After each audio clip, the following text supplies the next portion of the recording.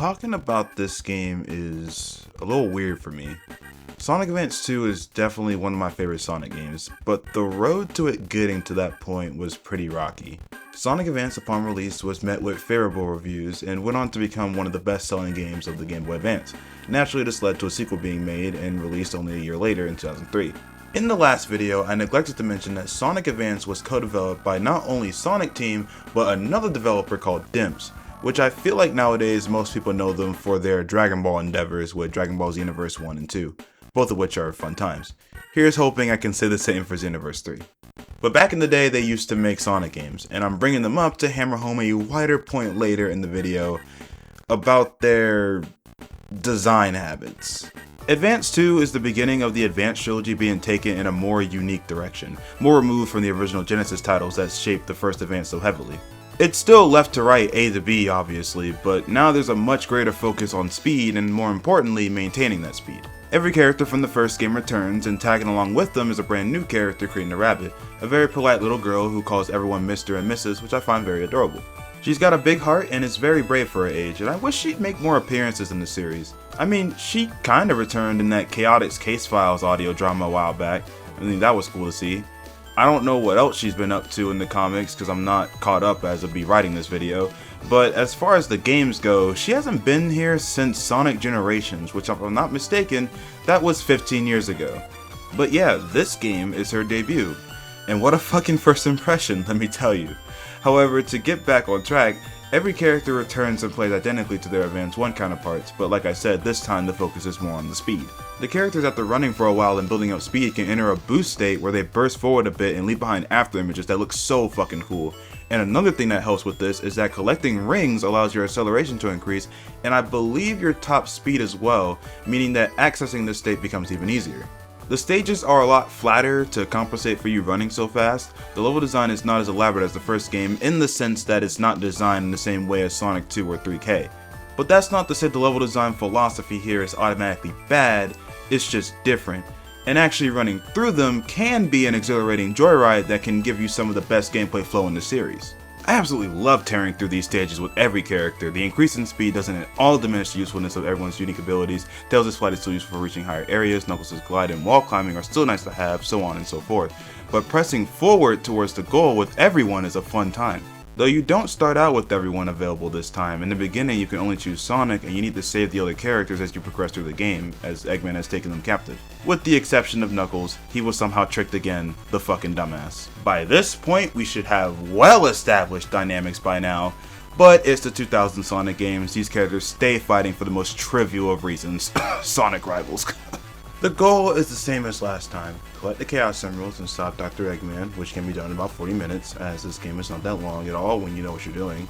The story, once again, is inconsequential as the gameplay is more the focus. I do want to mention one thing that makes Sonic Advance 2 one of my favorite Sonic games, and that's the addition of R commands, as I'm going to call them. Every character, when they jump off a spring, can do a special move when tapping the R button in combination with pressing or not pressing a direction of the D-pad. For Sonic, this can range from doing a quick backflip in the opposite direction if you just tap R by itself, which can quickly get you out of danger, or even better, if you hold forward and tap R, you do this sick ass spin kick forward, giving you excellent forward momentum while also acting as an attack, so if you smack into an enemy you'll destroy it while keeping the pace, which is awesome. I use this one after bouncing off almost every spring in the game, I won't lie, because it's just that useful. Holding down and tapping R lets Sonic use the bounce bracelet, which I almost never use because unlike in Adventure 2, you can't move while using it, nor does the bounce being repeated allow you to bounce even higher. It halts all momentum in a game where I'm trying to keep moving. Safe to say, I never use this. But with that being said, just the backflip and the forward spin kick are such useful moves for Sonic to have, but another useful R command is the one that comes when holding up, which is this little double jump that allows Sonic to reach higher areas on his own. And this right here can save your ass on numerous occasions, making it stand tall right next to the backflip and the spin kick. And in addition to him having this, he still has the slide kick, which now always has an active hitbox, so none of that pre-spin shit from Advance 1 that would get you hit. You just tap the button and Sonic slides, and everything is all good in the world. The other characters have their own variation of the R command stuff. They may not have a spin kick like Sonic, but say Knuckles when he holds forward and taps R will rocket ahead and curl into a ball upon touching the floor, which is still useful. Tails has no such thing, his is just a forward boost, so you still gotta be careful. Same thing goes for Cream, she's just a neat little twirl in the air. This whole mechanic needs to return in Sonic games, I swear to God. The untapped potential is so immense. Like, imagine this in a new 2D or 3D game, but everyone has Arcman moves that are equally as useful as Sonic's, but still have unique properties to them that show the characters' personalities. Cream is one of the most notorious characters in this game because of a unique move she has with her pet child Cheese. Get it? You know, cream and cheese. Cream cheese. Sonic team. So clever. But with her pet child, she can command him to attack enemies, which absolutely decimates all the bosses that I'll talk about a bit later. But imagine if her R commands also involve Cheese, and when she spins forward, Cheese revolves around her, dealing damage to enemies in the process. I think everyone could use something like that, instead of having it to where some characters just have better moves than others. Again, they all get the job done, but this can be expanded on to be so much better. And Advance 3 doesn't really do that. It does its own thing, but we'll get there. But as is in Advance 2, it's fine. More than functional enough for everyone to be able to have a fun time in this fresh lineup of levels. Leaf Forest is our opening level, and it's so fun. A nice sprawling grass field with cool corkscrews, big loops, and cooler corkscrews that transition you into running down them, which is cool as fuck. Bring these back, please. It's also like the only zone with water in it, so that's interesting. It also has another returning mechanic in it, that being the rails. Okay, so in the first game, the rails were only in like 2 or 3 zones, and there were only one of them in that given stage, so it didn't really matter that they were there. You had to jump on the beginning of the rail to even slide down them, and moreover, you could only do it when playing as Sonic or Amy. While here in Advance 2, everyone can grind on rails, but you still need to jump on the rail at the start of it. Jumping in the middle causes you to still fall straight through it, and I don't get why. And in this game, rail grinding is oftentimes a requirement in the game's back half, as failing to land on one usually results in you falling into a bottomless pit, and to compensate for this, they made the start of the rail you're supposed to land on longer so it's easier to fall on. And I'll give them this. Oftentimes, rails come right after bouncing off springs or jumping off ramps, which in the ramp's case, if you're going too fast and miss the rail, you can do the double jump R command to halt your forward momentum and go upwards and then control your descent to reach the start of the rail. But literally describing all this, it's a lot of mental work you have to do when they could have just fucking allowed you to jump on any part of the rail. With that being said, knowing where the rails are and preparing in advance to jump on them can still be fun in of itself, and I like the addition of if you jump off at the base of the rail, you can get a higher jump, and Sonic specifically will do this cool ass twirl that can be cancelled into any R command, so I often just rock it forward with the spin kick. The chokehold this twirl had on me as a kid, but holy shit, even now it's still so cool.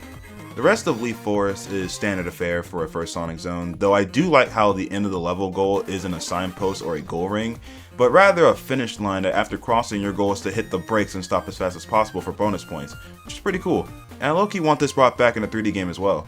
It could be like Sonic's version of a Kirby goal game, just involving his speed. But moving on to the next zone, I really fuck with Hot Crater. A Sonic zone set in a crater that you dash further into as the stage continues, and the background becomes a fiery hellscape. It's awesome.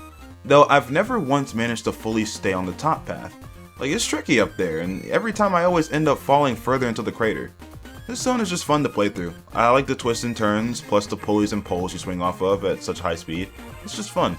Music Plant is such a cool zone visually, as everything here is made out of different instruments, like piano bumpers and cymbal springs. The music goes hard here as well, and it's really fun to maintain your speed as you go up and down these vertical corridors. I also have a strong feeling that this zone was, at least in part, inspired by Planet Sonata from Rystar, as that planet also has every object be made of instruments, and Sonic and Rystar do a pretty identical animation when bouncing off the cymbals. I always took it as a reference, but I can't say for sure if it's intentional, but it'd be cool if it was. This zone is a keeper. This aesthetic hasn't been done again in a Sonic game, which makes this zone stand out even more. Ice Paradise is just another snow zone. I do like the city in the background, and the music is catchy, but other than that, it's just another solid snow zone to add to Sonic's lineup. It does have these cool little, like, ramp things that you run really fast through. I don't know, I just thought these were pretty cool too. But Techno Bass is really cool. It seems like you're in yet another digital dimension, similar to Digital Circuit and Shadow the Hedgehog. Well, technically this game came out before that, so I guess this was breaking new ground. Regardless, I love the computer makeover all the objects get, and I like the little green digital bridges that functionally remind me of the light pathways in Sonic 3. These blocks that glue you to them as they move are fun, and I like the bumpers you can utilize to correct your trajectory and keep the pace up. This is just a cool looking zone. I mean, look at that background. Mesmerizing as fuck. And of course we got Egg Utopia Zone, a solid finish to the game. This zone, like the others, has an exhilarating sense of speed, but is combined with anti-gravity gimmicks that can be fun. Anytime this level goes out into the vacuums of space, it's a dead ringer to watch for balanced pits, and make sure you land on those rails. Failure means freezing out in space for eternity, but indoors there's these fun poles to slide down and boosters to launch you forward. Egg Utopia for me takes its rightful place as a fun and engaging final level in Sonic. It even has a cannon. But here's the catch. So far I've gone over every zone in the game and touched on what I like about each one, except for one, which I skipped over to use it to hammer home a wider point about Sonic Advance 2 and my relationship with it. See, nowadays, I love this game. I love the speed, and I love the sense of flow I get from tearing through the levels. It generates a shit ton of fun for me. But this game is not beginner friendly at all. I feel like a big part of the reason why I like this game and its levels so much is because I had years to get familiar with the level design. Yes, these levels have fun gimmicks in them and have great themes and music, and the starting zones are definitely lighter on the beginner's traps than the mid to late game stages, but holy shit. This game does not benefit at all from being on the Game Boy Advance. I mentioned in the last video that Sonic Advance suffers from screen crunch simply by being on the GBA, and that can make searching for special stages or not being able to see the beginner's traps at high speeds extremely annoying if you don't already know the levels and how to avoid them. This game has that same problem, but cranked up to fucking 11. This game is fast, really fast. But it also has some dickhead enemy placement, especially in the mid to late zones in the game. Yeah, if you know where these pitfalls are like I do, you can avoid them and continue the speed, but the process to getting to that point can turn a lot of people off, and understandably so. I remember when I was first playing through Advance 2, I was smacking into literally everything. I could never hold the boost state for more than a few seconds because the screen crunch makes learning the extremely fast-paced level design a huge struggle. And that leads us to the zone I skipped over, Sky Canyon. I like this level now, but this zone encapsulates all the issues I mentioned. It's a level in the sky that has a shit ton of bottomless pits, in a game where you can't see too much around you, as well as being the first level that forces you to use R commands to progress, which, while I find this mechanic amazing, there is nowhere in the game that tells you can do these things. Maybe in the manual it does, but in game, nada. There's a genuine possibility of a person getting stuck here. There's still enemies that can catch you off guard, still a lot of do or die moments you won't know are coming that makes learning the level frustrating, such as the frequent requirement to land on rails or small springs or else you'll fall into the pit below. Like, the rails over pits thing happens a couple times in other zones too, don't get me wrong, but I feel like all the quirks of Advance 2's level design, including this, are all present in Sky Canyon. Dimps just has an obsession with cheap enemy placements and bottomless pits in their games. Like, it gets kinda better as you move into their later projects with the Rush games, but here, this shit is annoying. And to cap it off, even the boss here is nerve-wracking. Every boss in Advance 2 involves you running after it and dodging its attacks to secure yourself some hits. Most of these guys can be taken down in seconds, but this one is notable because of this stupid hand. If it gets a direct hit on you, that is instant death. The weak spot you have to hit directly from the top, as hitting the sides makes you bounce off of it, and it just makes it to where you gotta really calculate the exact timing of when you make an attempt to hit him. The other bosses still put up enough resistance while still being able to be torn apart quickly, like the cannon fire from the Hot Crater boss or the spinning platforms on the Music Plant boss.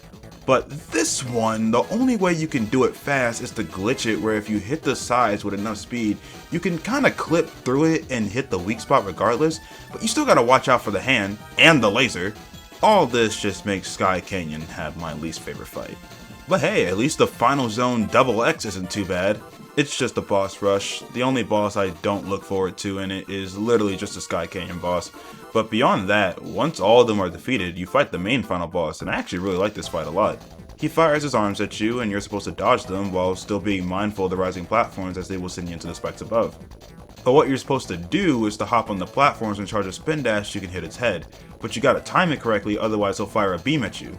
No matter who you're playing as, it's pretty fun, and of course playing as Cream here tears him to shreds. Why is she so overpowered? But after you beat him, you foil Eggman's plan and fall back towards the earth, and you're greeted with a congratulations screen. But that is then followed by a screen instructing you to collect the Chaos Emeralds. Oh my god, what did they do? Okay, so in the first Advance, getting the Chaos Emeralds wasn't all that hard whether you knew where the springs were or not. Poke around and you'll find it, or if you already know, speed your way there. All you had to do was find one thing in a specific level and that was it. Sonic Advance 2 handles things completely differently. You probably noticed the small little beads underneath my rings at times in my footage. That's there to let me know I had collected a special stage ring. In Sonic Advance 2, every stage has 7 special stage rings in them, and to get the Chaos Emeralds, you must collect all 7 in at least one act in each zone to get you one attempt at the special stage. These fucking rings can be anywhere in the stage. High, low, hidden behind walls, anywhere. Their location doesn't change, but reaching all of them as Sonic can be a major pain in the fucking ass. And you might be wondering, why not use another character like Knuckles, Tails, or even Cream? They have abilities better suited for exploration. Just grab the rings with them. Foolishness. In Sonic Advance 2, they decided that it'd be a good idea to have every character have their own set of Chaos Emeralds, so getting 3 emeralds with Sonic means you have 0 still with the others, and completing each character's set of Chaos Emeralds unlocks various things like a sound test, the real final boss, and even a playable Amy. Yeah, she's locked behind getting the emeralds with everybody. Actual insanity. Getting all the Chaos Emeralds as Sonic to unlock the Super Sonic fight was a pain in the ass. Even with a map, I constantly was cross-referencing to know where these rings are. Sometimes you'd have to go from the bottom of the map to the top somehow, or jump from the top of the map to the bottom to grab an easily missable ring. This shit was exhausting, and the special stage isn't even fun. You just run around a flat map collecting rings, and the more rings you chain together, the more your multiplier increases, which in turn gives you more rings and can allow you to meet the ring condition in seconds. It's such a nothing burger of a special stage, and even then, they throw in Zero as an obstacle, but he barely is able to catch up with you, so it doesn't matter. Hands down, getting into the special stage is the actual challenge, and it runs counterintuitive to how the game wants you to play through its levels. And for that reason, when I play this game, I never go for the Chaos Emeralds, ever, because it's not fun at all. This video was the first time I got all the emeralds as Sonic. Won't even lie, I downloaded a 100% save file to get the Amy footage, but that SP ring hunt as Sonic was actual torture, no lie. Especially in stages like Sky Canyon, because it's easy to fall and die in the stage, and if you die, it resets your SP ring count to 0, and you have to start all over again. Like, no thanks. The Super Sonic fight is fun, but isn't worth going through all the trouble, even if the cutscene afterwards is really cool. One of Eggman's robots ends up kidnapping Cream's mother Vanilla and flees for space, and Sonic uses the Chaos Emeralds to go after him. The transformation scene itself is cool, but the cutscene after the boss of Sonic trying his hardest to save Vanilla is genuinely so fucking cool.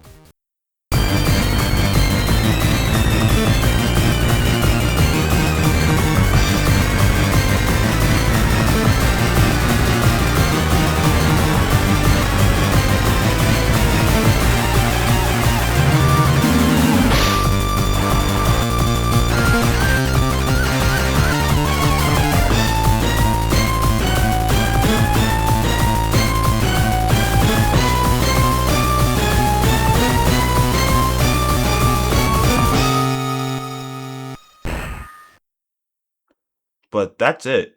After Vanilla is saved, everything returns back to the way it was, with everyone safe and sound, and it caps off Sonic Advance 2.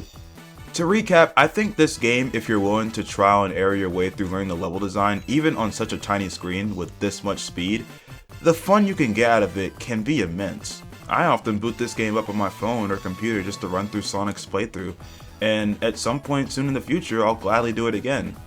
But for a person just jumping in, getting to that point may never happen because the process of learning the levels can be extremely frustrating, especially with all the beginner's traps in each stage. It doesn't start bad. The first 3 zones are fairly light on them, but the middle to back half of the game I can easily see it being frustrating for someone new to the series to get through, or hell, even someone who's played other Sonic games but just don't know this one that well. I know trial and error and learning the optimal way through the levels have kinda always been in 2D Sonic games, but the difference between this and I'd say Sonic 3 and Knuckles is that I can see it being a lot more fun inherently on the first go around there.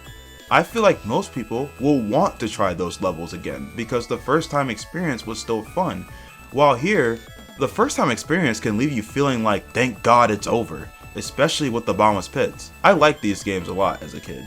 The visuals and how cool the characters were definitely made me lean more towards these games more than the original trilogy at the time, which made me stick the games out and learn their intricacies, and for Advance 2, it allowed me to push through and learn the levels and finding the fun buried beneath the initial experience. So much so that even though I don't think this is a beginner-friendly title and it could do better with this level design being fun on the first go, it still remains one of my favorite Sonic games.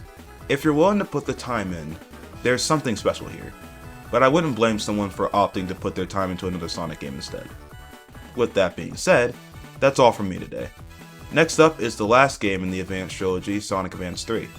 Just like with this one, I have a lot of thoughts on that game that I hope to share in a timely manner. Happy 35th anniversary to Sonic. I got lots more Sonic videos happening in the coming months, so I hope people enjoyed them. As always, stay safe, and peace. And Sega, fucking port these games with widescreen. That would fix like half my issues with the... And another one bites the dust. As always, if you've made it this far in the video, I really appreciate it, because, you know, you're watching to the end of the video, you're hearing me speak right now. But, yeah, hopefully Advance 3 will come a bit sooner. I've been busy in the last week, so it could have been out a week ago, but, it is what it is. Anyways, yeah, I'm gonna get going and work on that. I just wanted to say, I hope you have a nice day. Peace.